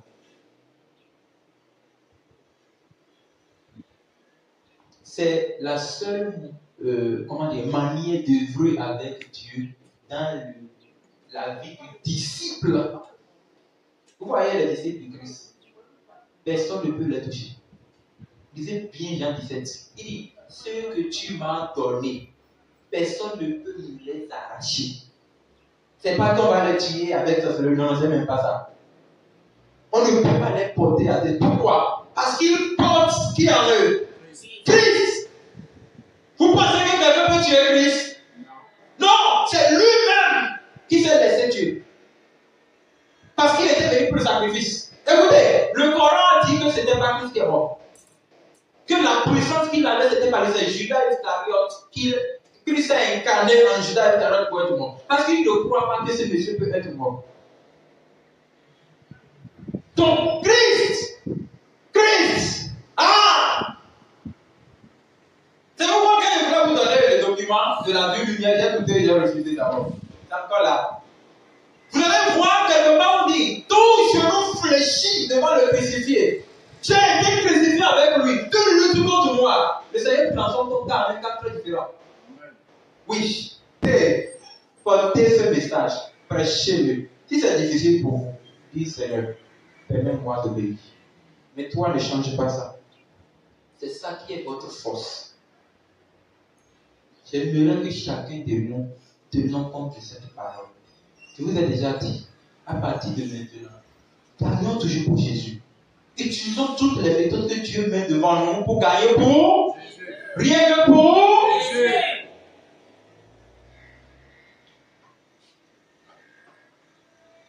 À cause de la parole de Dieu, on nous a insultés. On s'est moqué de nous. Chacun dit ce qu'il veut. Parce qu'il nous voit que, non, ils sont des missionnaires.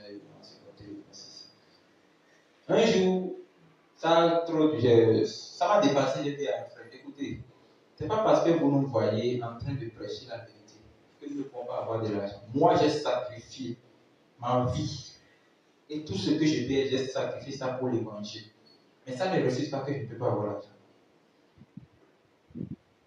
Si vous ne savez pas faire, même le travail qu'on fait, nous on connaît plus que vous. C'est pourquoi Dieu nous a arrachés pour travailler. Parce qu'il sait que nous, on peut mieux faire. Mais ce n'est pas à cause de ça qu'il faut se moquer de vous. Faites attention.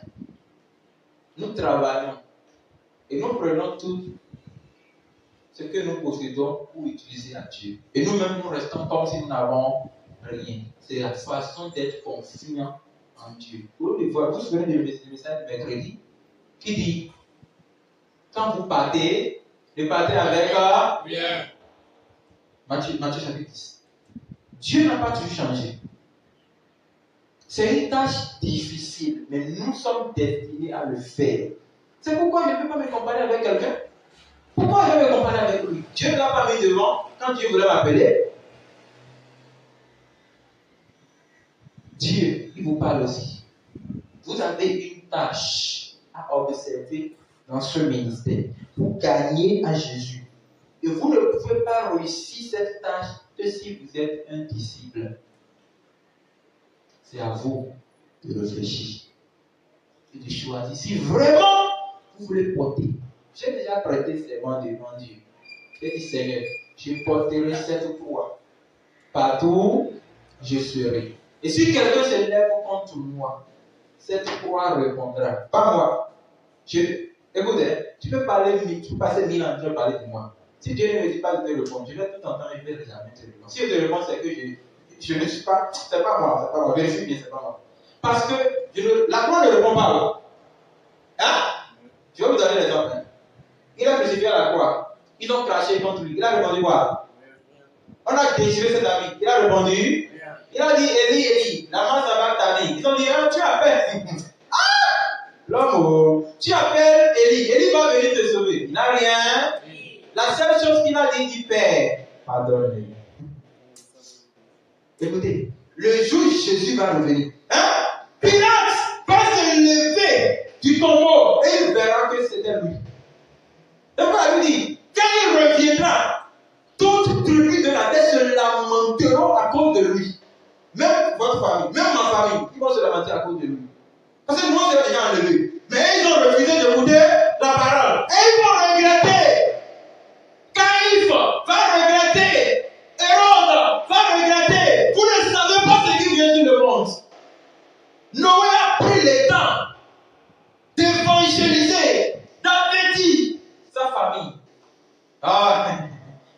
déjà vu Dieu faire ça une fois. Quand ça se passe, oh Noé, viens prendre un pot. Oh là là, bien là. Noé, toi là, tu crées là, seulement tu te trompes. C'est comme ça on dit aujourd'hui. Tu crées déjà avec quelqu'un. Est-ce que c'est Dieu? Est-ce que c'est pas possible? Dieu n'a pas dit ça. On est ceci. Dieu là, Dieu, tout le monde trouve ce que tu as dit contre Dieu. Oh, la Bible est claire. Tout est dans la Bible. C'est comme ça. Lorsque les hommes voulaient détruire Sodome et Gomorrhe, Lot avait informé sa famille. Oh non, on va pas ce temps-là. Jusqu'à ce que je dis, je n'oublie jamais. Actuellement, on est en train de parler. Sodome et Gomorrhe continuent de bouillir. Depuis moins de millions d'années jusqu'à aujourd'hui. La colère de Dieu, ça avait dit 1000 fois. Mais quand ça revient une seule fois, oh, Dieu n'est pas un homme. Dieu, lui, n'est pas un homme. Même moi, si je tombe, tu ne peux même pas me regarder. C'est pourquoi chacun garde sa croix. La seule manière de réussir, c'est d'être un vrai disciple. Je vous le dis. Considérez cette parole, réfléchissez et choisissez ce qui est de droit. Dieu, lui, ne fait pas d'erreur. Sa parole qu'il est en train de dire, il demeure ferme sur ça. Évangéliser pour Dieu, travailler pour Dieu, obéir à Dieu, marcher dans la sanctification totale ne t'empêchera pas d'avoir de l'argent. Ne t'empêchera pas de construire. Ne t'empêchera pas de te marier, d'avoir des enfants. Non. Mais avoir des enfants, te marier, avoir de l'argent peut t'empêcher de servir Dieu. Réfléchissez beaucoup. J'ai dit à un frère, si vous nous voyez en train de travailler comme ça, sachez qu'il y a forcément quelque chose que nous avons dedans. Je ne suis pas fou. Vous traversez de ville en ville, de pays en pays. Et je n'ai même pas encore commencé. Je vous assure, on n'a même pas encore commencé. Je ne suis pas fou. Il a dit, c'est vrai, je vois. Et comment vous faites que je dis, je ne sais pas comment il fait, c'est Dieu qui fait tout. Si je dis que je fais quelque chose, c'est que je menti. C'est Dieu qui fait tout. Et tu peux aussi le faire. Pas tout le monde. Tout le monde. Je prie. La grâce, l'audace, le courage, l'endurance, le soutien qui fonctionne dans ce royaume pour devenir un ministre, un député de la parole, un maire de la parole. Que le Seigneur vous arrose de ses vertus au nom de Jésus-Christ. Là où c'est difficile pour toi, Dieu te transformera. Là où tu vois que mais c'est lourd, je ne peux pas le faire, on va se moquer de moi, je prie. Le Dieu qui a donné l'audace à l'apôtre Paul, qui m'a donné l'audace, qui a donné l'audace à l'apôtre Pierre, je prie qu'il te donne aussi cette audace au nom de Jésus-Christ. La Bible dit, ouvre ta bouche, je la remplirai. Quand tu ouvriras ta bouche, elle sera remplie. Puisque tu vas décider de le faire comme l'apôtre Paul l'a dit, en voulant transmettre le message, tu découvriras des mystères. Amen. Cette portion que Dieu nous a donnée en train de nous aider à aller de pays en pays, je prie qu'il t'accorde aussi ta portion au nom de Jésus-Christ. Merci Jésus pour ce que tu as fait. Au nom de Jésus, nous avons prié. Amen. Alléluia. Est-ce qu'on est content? Si on est content, il ne faut pas acclamer le Seigneur.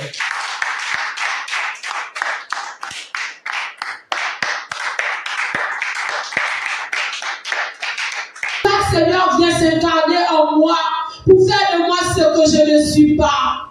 Alors ce matin, je sais que tu le feras, car tu es le seul, unique, véritable Dieu. Tu m'as appelé, c'est pour te servir, et non pour servir le monde, et non pour servir ma famille, Saint-Esprit, mais c'est pour te suivre, Père éternel. Alors ce matin, je m'accroche à toi. Amen. Je m'accroche à toi, Père. Parle-moi. Parle-moi. Parle-moi, Papa. Car je sais que tu es là, tu m'écoutes. Car je sais que tu es là, tu m'écoutes. Père, c'est toi qui as permis que je sois là où seul je peux écouter ces paroles. Alors je te dis merci. Merci pour ta bonté. Merci pour ta bonté. Merci pour ton amour. Merci pour ton Esprit Saint. Merci pour ton appel. Et merci pour tout ce que tu fais dans ma vie. Seigneur, je comprends maintenant. Lorsque je fais quelque chose, ça ne marche pas parce que tu veux que je te serve d'abord. Parce que tu veux que je te suive d'abord. Parce que tu veux que je m'abandonne d'abord à toi. Et le reste qui va suivre Saint-Esprit. Et oui, je te dis merci.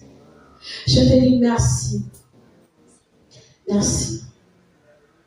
Merci, papa. Merci, papa. Merci, papa. Oui, tu es bon. Oui, tu es bon, Abba. Tu es bon, Abba. Oh, merci, mon Dieu. Merci. Merci. Merci. Alléluia. Alléluia. Amen.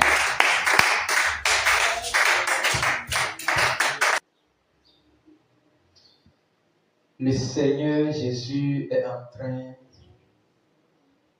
de nous amener vers un temps où le monde sera difficile. Très difficile, je vous le dis. Écoutez-moi un instant. Quand nous tendons vers la fin de l'année, je vous ai dit ce que le Seigneur m'a révélé. Je vous ai dit ça. Je vous ai dit ça, non? Mais j'ai envoyé un message sur le réseau. Qu'il y a une grande explosion du feu qui venait et qui embrassait notre planète. Je vais poser la question, est-ce que c'est la troisième guerre mondiale ou ce serait un phénomène étrange? Je ne saurais le dire. Mais ça fait deux grands événements du feu qui s'est déjà produit dans la vie. Vous savez, hein? Ce qui a embrassé Los Angeles, ça a embrassé des centaines d'hectares de... Quand on dit un hectare, vous savez combien de terrain c'est dans un hectare? Hein? Non, un hectare contient au moins 20 terrains. Donc un hectare peut quitter ici et aller à... Oui, ça peut aller au stade. Donc quelque chose de jusqu'à 200, 300 comme ça était brûlé. Et la semaine qui est passée, il y a un autre qui s'est produit encore en Amérique. Attention. Et je ne vais pas avec votre bien, de regarder. Moi, je ne regarde personne. Priez et Dieu vous parlera. Je vous ai dit, cette année, ce n'est rien que la dimension, la hauteur. C'est la prière. Il faut s'envoler avec le Saint-Esprit. Priez et sois sûr que tu ne portes pas quelque chose que Dieu déteste. Sinon, ta prière ne sera pas exaucée.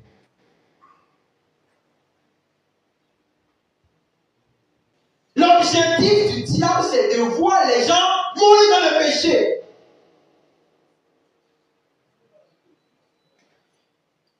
Nous n'arrivons plus à voyager comme on pense. C'est un profit pour le diable de détruire avant que l'on vienne. Mais nous pouvons envoyer la prière. C'est pourquoi tu vas dire, Seigneur, soutiens le Congo. Arrête cette calamité qui se produit. Seigneur, pardon, demande pardon, dis Seigneur. Ne regarde même pas les fautes, mais sauve-les. Priez au nom de Jésus-Christ. Nous avions pris le ministère de sauver, de sauver. Oh Seigneur, je vois, imagine que le Père laisse sa famille, son foyer, il part en mission. Et on voit dans un éclat qu'on a été tiré sur lui. Comment sera cette famille? Seigneur, prends soin du Congo. Nous remettons le Congo RDC en termes. Soutiens le Congo. Arrête cette calamité. Cette mésentente, cette guerre, le génocide qui prend toute autre ampleur en train d'envahir tout le pays. Et ça se tend vers toute l'Afrique. Et l'Afrique va entrer dans une guerre guerre sans fin. Jusqu'à quand, Seigneur? Un génocide qui fonctionnait depuis 30 ans est en train d'exploser tous les continents. Oh Seigneur, prends pitié du Congo. Seigneur, prends pitié du Congo. Amène la paix. Retourne la paix vers le pays de RDC. Retourne la paix au Rwanda. Nous voulons, Seigneur, un point d'entente entre ces pays. Ne voulons plus entendre qu'on tue nos frères. Seigneur, soutiens-les et arrête cette guerre. Oh Seigneur, ça c'est un moment qui traverse notre vie.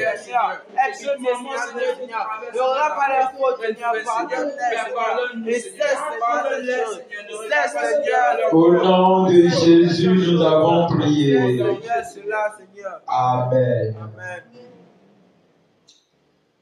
Vous devez savoir, quand nous étions en train d'entrer dans l'année 2023, nous avions senti le Seigneur nous dire que l'Afrique va traverser un moment difficile pendant 7 ans.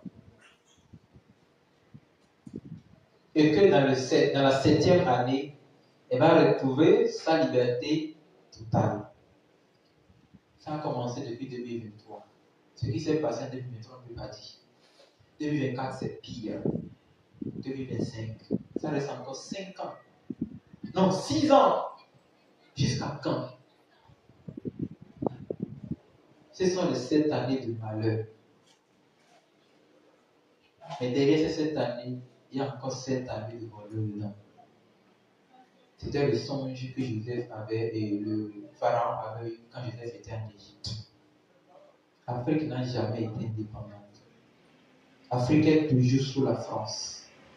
Mais voici le temps où Dieu de libérer l'Afrique. Vous savez, le temps était si lâche que ça a changé et tous les prédicateurs. J'entendais le message des Congolais la semaine là. Tuer n'est pas un péché. J'ai entendu plusieurs prédicateurs dire ça. Tuer n'est pas un péché. Dans la guerre, tuer n'est pas un péché. J'ai dit, ouais, ça a commencé. C'est vrai qui avait dit que le maître est un péché, non? Mais il y a une condition maintenant, tuer n'est pas un péché. Dans ce cas aussi, il y aura une condition où quand je prends la femme de mon prochain, ce n'est pas un péché. C'est le temps qui est en train de tourner. La Bible a dit que c'est tellement le loup qu'on va payer le mal et le bien. C'est ça, ça a commencé. La prophétie n'a pas de tête. Ça commence déjà. Sauvez votre tête. Priez et gardez votre lampe allumée. Je vous dis, devant l'Apocalypse, il n'y a pas papa, il n'y a pas maman. Chacun a pour sa tête. Et le génocide et le djihadisme en Afrique de l'Ouest, c'est la même chose. L'objectif, c'est que les gens soient morts, que le diable gagne les âmes. C'est tout. Nous prions pour le Congo, Seigneur. Peu importe le niveau de la situation, au nom de l'amour de la croix, Seigneur, pardon. Calme cette guerre qui se produit et ramène la paix dans ce pays au nom de Jésus-Christ. Amen. Le Congo RDC qui est sous les tirs des missiles, des fusils et des bombes. Père, nous prions que cette situation trouve une solution au nom de Jésus-Christ. Amen. C'est un problème qui existait depuis une trentaine d'années. Et nous croyons que tu peux le faire. Amen. Souviens-toi des âmes qui sont en train de mourir. Tu connais qu'ils ne sont pas sauvés. Et tu sais que c'est la volonté du diable de les détruire. Pardon, Seigneur. À cause de ton sang versé à la croix, souviens-toi du Congo. Amen. Souviens-toi du Rwanda. Amen. Souviens-toi du Togo. Amen. Souviens-toi de la Côte d'Ivoire. Amen. Souviens-toi du Mali. Souviens-toi de tous ces pays où on est en train de tuer les militaires. Et sauve-les au nom de Jésus-Christ. Amen. Il y a 2 pays qui sont encore ciblés actuellement, la Côte d'Ivoire et le Bénin, à cause des élections qui vont se produire en 2025-2026. Nous prions, Seigneur, que l'objectif de détruire, de tuer les gens et les amener en enfer, que le diable a programmé, soit éliminé, soit annulé au nom de Jésus-Christ. Amen. Nous prions aussi pour le Gabon. Le temps est flou. et on ne comprend rien. Et le diable utilise chaque personne pour faire ce qu'il veut et dire ce qu'il veut. Mais nous prions pour la paix de ce pays. Que la paix règne dans ce pays. Que la tranquillité règne dans ce pays. Que tout le plan que le diable est en train de manigancer pour amener une guerre civile, nous brisons ce plan à la croix au nom de Jésus-Christ.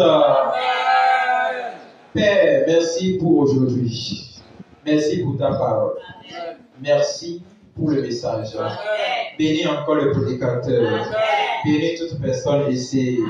Nos soucis, tu connais, nous avons des promesses, nous avons des travaux, nous sommes en fonction, nous partons à l'école, nous voulons l'intelligence, nous voulons la sagesse, nous voulons l'habilité, nous voulons le bon sens, nous voulons que tu nous bénisses, nous voulons que tu bénisses nos travaux pour que nous soyons aussi des flambeaux au milieu du monde. Seigneur, que cela soit nos partages au nom de Jésus-Christ. Pour quelqu'un qui est malade, tu es guéri au nom de Jésus-Christ.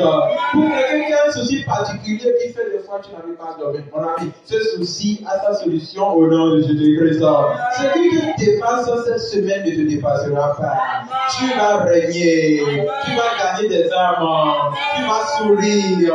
Le Seigneur qui a dit chercher premièrement le royaume des cieux, il est témoin. Nous sommes venus ici, on n'a pas parlé sur l'argent, on n'a pas parlé sur quoi que ce soit le matériel. Donc nous avions cherché le royaume. Que les autres choses dont tu as besoin, qui te comblent selon ton besoin au nom de Jésus-Christ. Merci Seigneur pour ce que tu as fait. Nous prions pour nos frères et ceux qui ne sont pas ici. Protège-les, soutiens-les. Ceux qui sont dans les hôpitaux, soutiens-les, guéris-les. Les gens en situation d'accouchement actuellement, que ta grande main touche et apporte une solution probable au nom de Jésus-Christ. Nous prions pour les gens qui sont dans les situations difficiles, qui sont persécutés à cause de la foi. Seigneur, soutiens-les. Nous prions pour les prisonniers de conscience et non conscients. Seigneur, soutiens-les. Nous prions pour nos frères et sœurs, missionnaires, pasteurs dans plusieurs pays, les pasteurs en Inde, les pasteurs au Japon, en Chine, en Corée du Nord et au Niger, dans tous les pays musulmans ou non musulmans. Seigneur, soutiens-les. Donne la force, donne la force, donne le courage. Oh Seigneur, ceux qui sont persécutés actuellement, parce qu'ils ont désobéi à Dieu, tout le monde parle de leur mal. Donne-leur l'audace de t'obéir et d'aller de l'avant au nom de Jésus-Christ. Les gens qui sont ciblés parce qu'ils marchent dans le péché et le diable est en train de les aider pour les tuer, nous brisons ce plan au nom de Jésus-Christ. Que la grâce de notre Seigneur Jésus-Christ, son amour et sa puissance vous comble de l'amour, vous comble de la joie, vous comble de la patience, vous comble de la fidélité, vous comble de la bénignité, vous comble de la maîtrise de soi, vous comble de la bonté, afin que vous puissiez gagner les âmes pour lui. Au nom de Jésus-Christ, Amen.